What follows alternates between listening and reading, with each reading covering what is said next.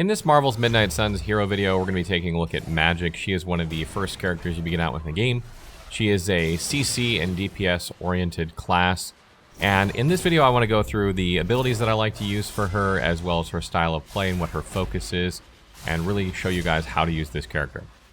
So first of all, let me just say that Magik is one of the tougher characters to play in the game if you're playing the way that I'm set up. This is more of an advanced version. There is an easier way to play her, and I'll go through that at the end of this video. But for this video, I just want to show you what I found to work. And one of the things about Magik is she has a huge focus on portals. You may have noticed this. She opens portals to the characters throughout the whole game.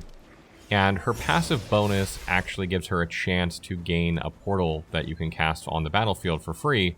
It's a very small chance at the beginning of the game. The chance goes up as you upgrade her passive, as you become more friendly with her. But there is a huge focus on this mechanic.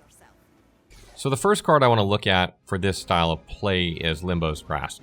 This card basically makes it so that you deal damage to enemies when you knock them through portals, on top of whatever damage you might deal from sending them through, like if they land into something or whatever. And when you upgrade it, it also creates a portal, so you get to place a portal, and then ideally you would, if you have a magic attack card or whatever, you would knock them through that portal and deal increased damage to an enemy. And it also gives you 2 heroism, which is great. And if you add modifiers to it, you can add one that allows you to draw a magic card. So if you play it, place your portal, draw a magic card, hopefully one of those cards will have knockback on it, and then you can knock it through that portal, hopefully into something that explodes and does an AoE. That's pretty much the best combo you can do. So you definitely want to draw this card at the very beginning of your mission or whatever. It's a good one to lead off with. The next ability I want to talk a little bit about is Quick Soul Slash. Now this is a quick ability, so if you defeat an enemy with it, you will refund the card play, which is great. It has knockback, so if you knock something through a portal and it dies, you're going to get your card play back, and you can still knock things through portals, which is important if you're playing the portal strategy. And it also gives you an additional move, and that's really great here because one of the things about Magik is the way we're set up here. She doesn't use a lot of heroism. She builds heroism very easily, but doesn't use it, so she can use a lot of her heroism on environmental things, and moving allows you to, angle that properly. The next card we're going to take a look at is Kick.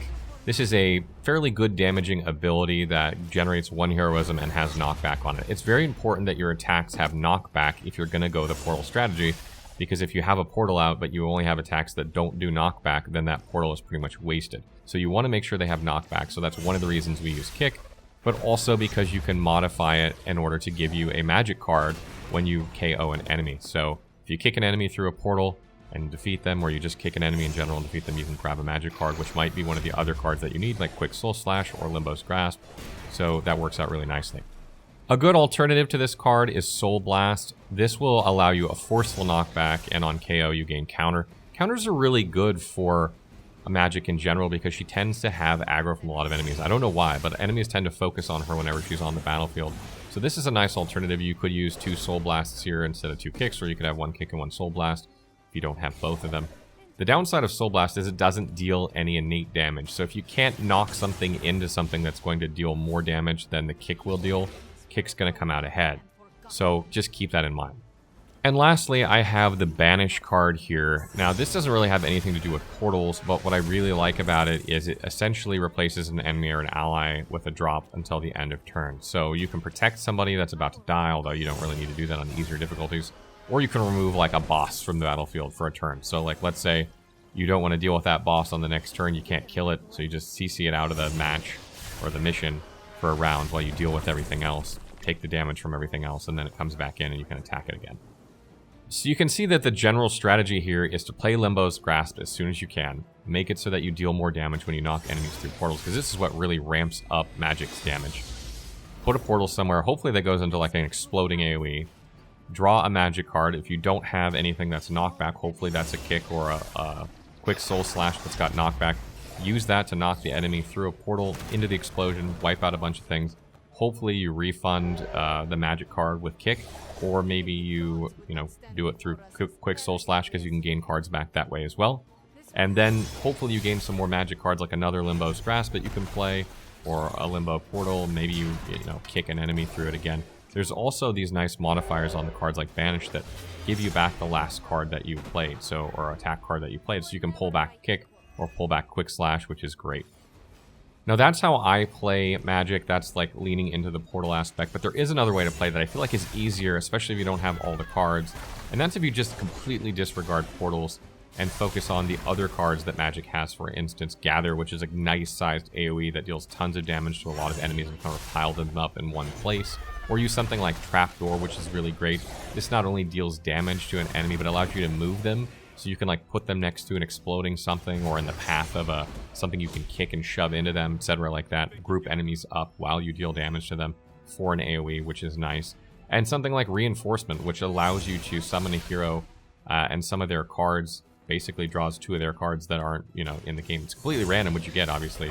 So I don't necessarily recommend that, but these aren't connected to needing to set up the way that portals are. Like with portals, like if you have a portal but nothing to knock it through, you're wasting portals. Or if you have knockbacks but no portals, you're not maximizing. So these are kind of interdependent on each other.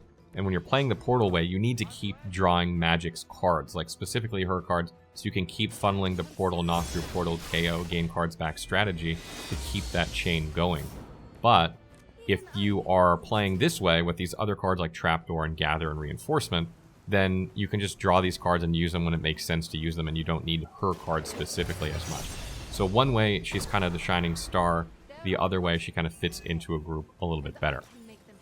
Now, obviously, if she's in a group where she's the focus, like with this build, you're going to want to use someone like Doctor Strange to help power her cards up a little bit or draw her cards back and support her, or use Nico to like strengthen her attacks, or to be able to use double on her cards so she gains a lot more kicks and soul slashes, or maybe Limbo's Grasp so she can get more portals and more cards, which is great.